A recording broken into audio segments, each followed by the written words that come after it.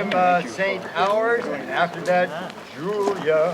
That sounded good. Yeah, that was nice. Oh boy. Eric Bogle is a Scotsman who tried to have his career in doing folk singing. And the kind of folk singing he wanted to do back in the 60s was old Scottish folk songs that had 45 verses and they would start on Friday and end on Sunday. And that's what he really wanted to do, but of course other things were happening in the folk scene in the 60s. And what ultimately happened was that he thought that he might have a better chance in his career if he moved to Australia. And he's written many songs. Some of them are songs about World War I, as a matter of fact. One's very famous, called, more popularly known as Willie McBride. I think the real title is No Man's Land. But, and some people have recorded it, like Joan Baez and many other people. So, in any event, some of his songs make you cry, some of his songs make you laugh.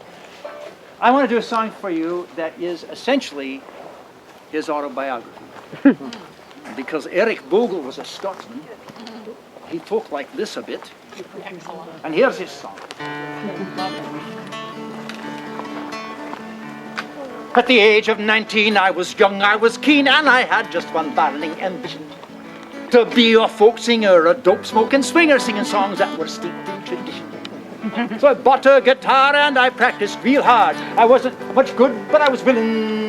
Till to my chagrin, my girlfriend came in and she said, "Can you sing any Dylan?" Now if you know the chorus, sing along with me.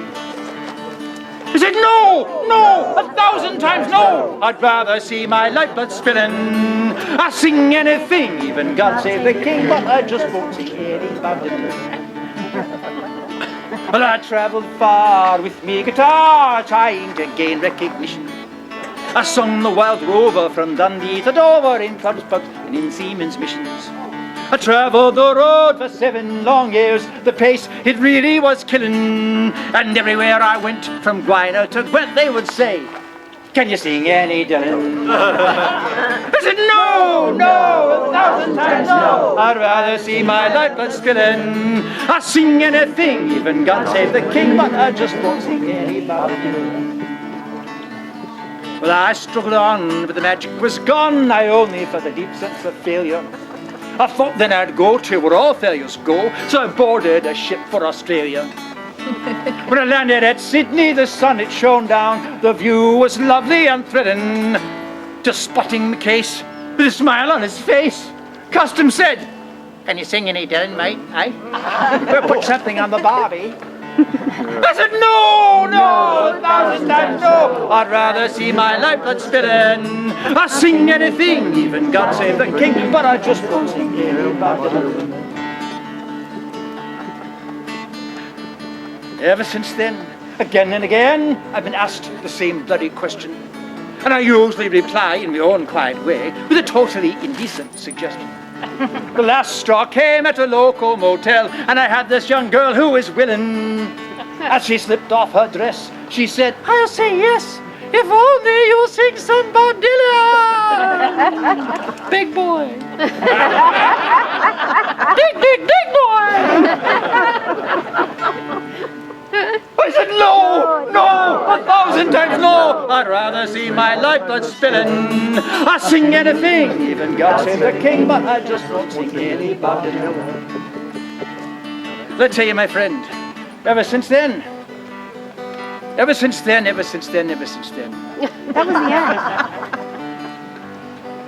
That was the end. I beg your pardon. That was the end. That wasn't the end. That was That was not the end. Oh, that was the end was the name. of all my traditional aspirations. If being off folky was going to cut off my nookie, there was one way to end my frustration. The next night I sang at my local folk club, and the audience, as usual, was milling. So I took off my coat, and I ruptured my throat, and I sang just like Bob Dylan.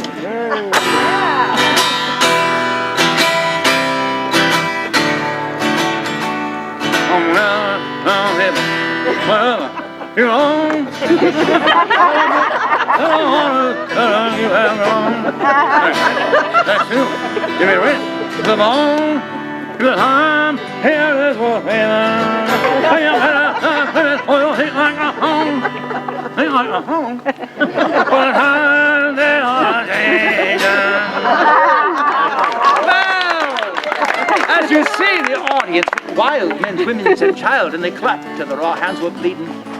And they said, so to speak, that my style was unique, just what the Australian folk scene was needing.